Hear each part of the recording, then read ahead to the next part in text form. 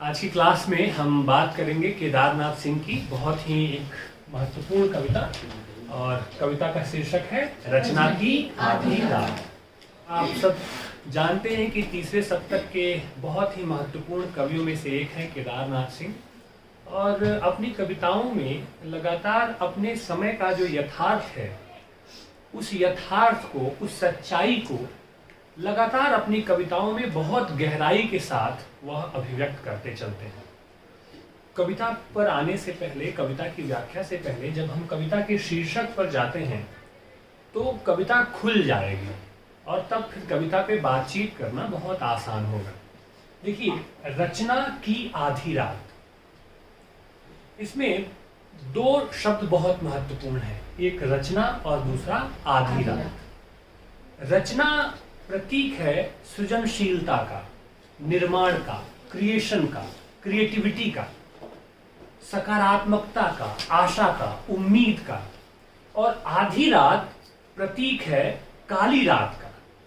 और काली रात या आधी रात का मतलब है घनघोर अंधेरे से, दुख से, पीड़ा से, निराशा से, हताशा से। दो शब्द हैं और दोनों एक दूसरे का विपरीत अर्थ रखते हैं। रचना जहां आशा, उम्मीद, सपनों की बात करती है, निर्माण की बात करती है, वहीं आधी रात नाउम्मीदी की बात करती है, निराशा की बात करती है, हताशा की बात करती है। कवि यहां इस पूरी कविता में बताना चाह रहा है कि घनघोर अंधेरे, निराशा से भरे समय में भी उम्मीदें बाकी हैं। निराशा के घने बादल के बीच में भी सपने देखने की संभावना अभी भी बनी हुई है। इसलिए वह रचना की बात करता है। समय खराब है, हम एक ऐसे दौर में जी रहे हैं जहां चीजें बहुत मुश्किल हैं, चारों तरफ हताशा है, निराशा है। हम एक ऐसे समाज में जी रहे हैं जिस समाज में ज्यादातर चीजें आपको खराब नजर आ सकती हैं, ज्यादातर चीजें आपको ऐसे नजर आ सकती हैं कि वह मानवता के पक्ष में नहीं है, इंसानियत के पक्ष में नहीं है, समाज के पक्ष में नहीं है। लेकिन इसके बावजूद भी इसी समानांतर समय में जहां बहुत निराशा है, हताशा है और एक खराब माहौल है, इस समानांतर समय में भी बहुत सी अच्छी चीजें हो रही हैं। और उन अच्छी चीजों की आवाजें रचनाकार के कानों में सुनाई दे रही हैं। और वो अच्छी चीजें जो हो रही हैं, निर्माण की जो चीजें हो रही हैं, वो उसका संबंध रचना से है, सृजनशीलता से है, सकारात्मकता से है, आशा से है, उम्मीद से है। तात्पर्य यह है कि इस पूरी कविता में कवि यह बताना चाहता है कि इस घोर अंधेरे समय में भी, जहां बहुत सारी बदसूरत चीजें हमारे आसपास खड़ी हुई हैं, इंसान तमाम तरह के मुखौटों में हमारे सामने खड़ा हुआ है, समाज बटा हुआ है, आपसी विद्वेष लोगों में ज्यादा है, एक बेहतर दुनिया की परिकल्पना करना थोड़ा मुश्किल काम हो गया है, लेकिन इन सब के बावजूद भी अभी भी उम्मीद बाकी है, अभी भी उम्मीद का दामन हमें नहीं छोड़ना चाहिए। आप याद करें दस्तक कविता, धूमिल की कविता पढ़ी होगी आपने। उसमें कवि ने क्या कहा है कि हम ना देखें लेकिन अंधकार को चीरकर प्रकाश की लचीली बाह हमें छू रही है। कि घोर से घोर अंधेरे समय में भी उम्मीद की रोशनी कहीं ना कहीं जगमगा रही होती है। ठीक है, दुष्यंत की एक बहुत अच्छी शायरी है कि इस नदी की धार से ठंडी हवा आती तो है, नाव जर्जर ही सही लहरों से टकराती तो है, एक चिंगारी कहीं से ढूंढ लाओ दोस्तों, इस दिए में तेल से भीगी हुई बाती तो है। कि एक चिंगारी की जरूरत है, अभी भी इस दिए में जो बाती है वह तेल से क्या है, भीगा हुआ है।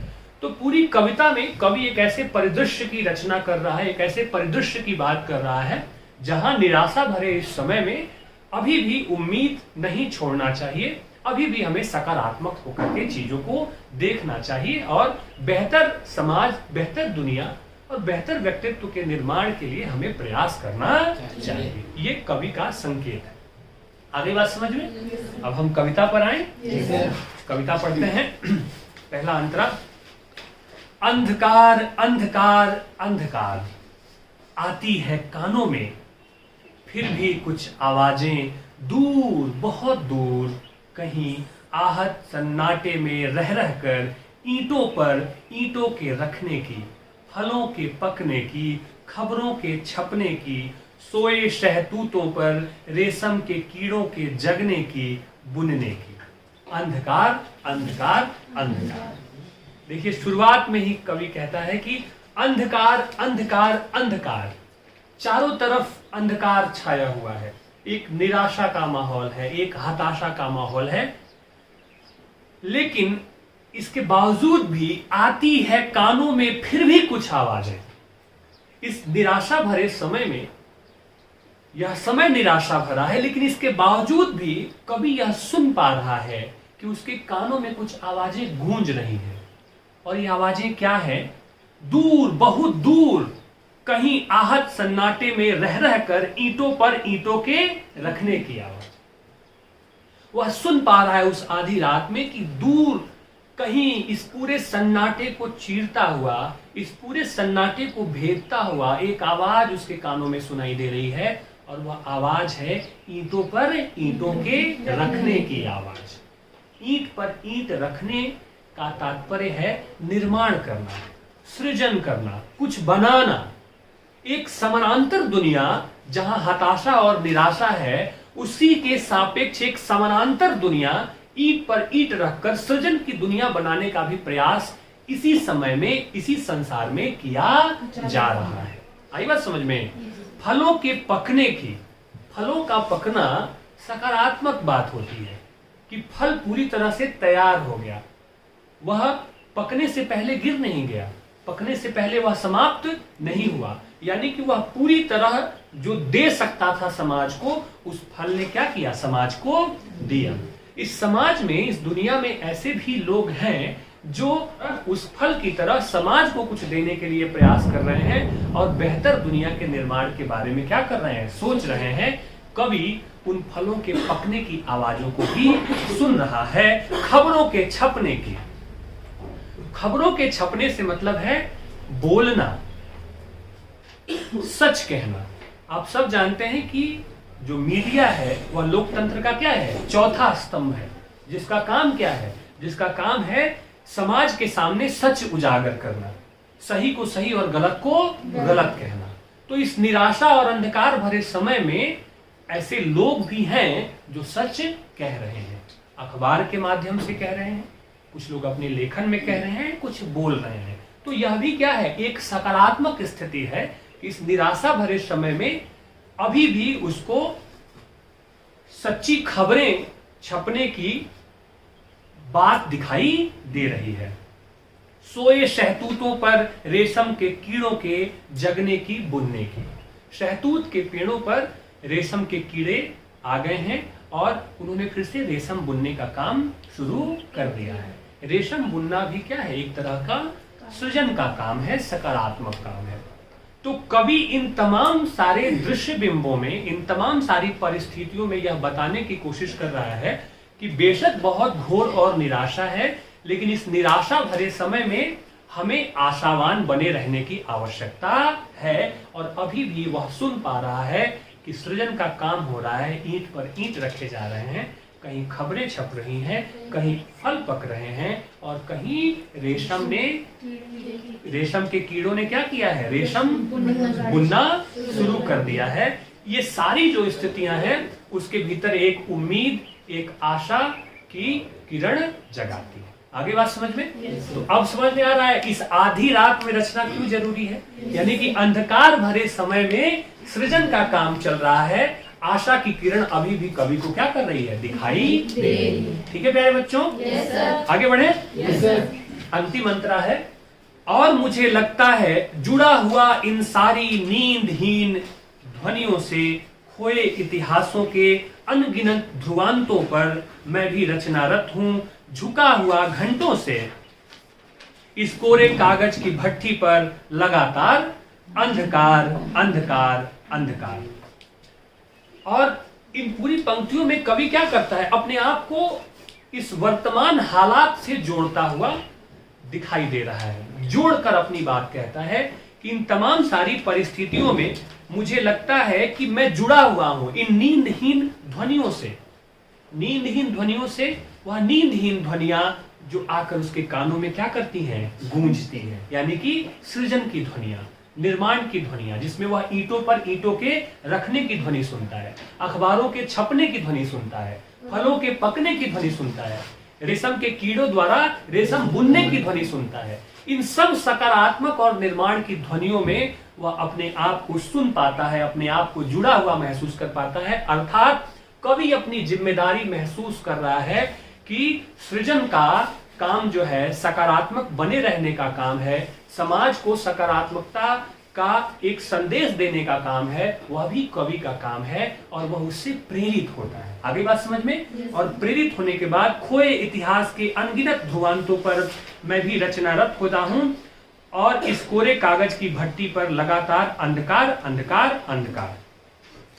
और खोए हुए इतिहास के असंख्य ध्रुव छोरों पर अपने रचना कर्म में लीन हो जाता है। तात्पर्य यह है कि अनंत अनंत काल से जो इस दुनिया को, इस समाज को खूबसूरत बनाने का, सृजन का जो काम चल रहा है सदियों से, कवि अपने आप को उससे जुड़ा हुआ हिस्सा मानता है और वह समझता है कि मैं भी उसी परंपरा से हूं।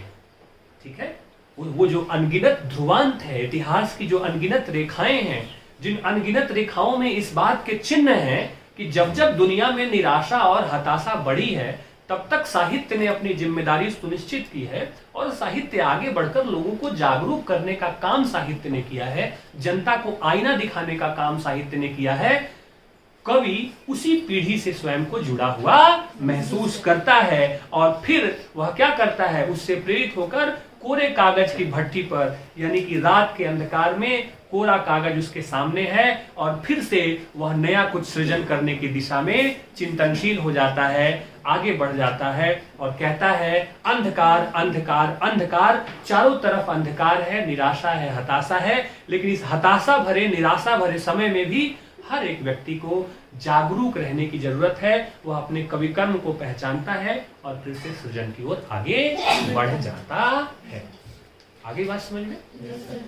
तो कवि इस पूरी कविता में स्पष्ट तौर पे ये कहना चाहता है कि अंधेरे भरे समय में, दुख भरे समय में, हताशा भरे समय में भी हताश होने की आवश्यकता नहीं है। ठीक है, हमें आवश्यकता है कि हम एक स्वप्न जीवी की तरह कठोर जिजीविषा से प्रेरित होकर, जैसे कि कुटज, याद करिए कुटज को, तो कितनी सारी पढ़ी हुई चीजें काम आती हैं कि नहीं आती हैं? ठीक है, आप यहाँ कुटज की बात कर सकते हैं, आप यहाँ धूमिल की कविता दस्तक की बात कर सकते हैं, आप दुष्यंत की शायरी की बात कर सकते हैं।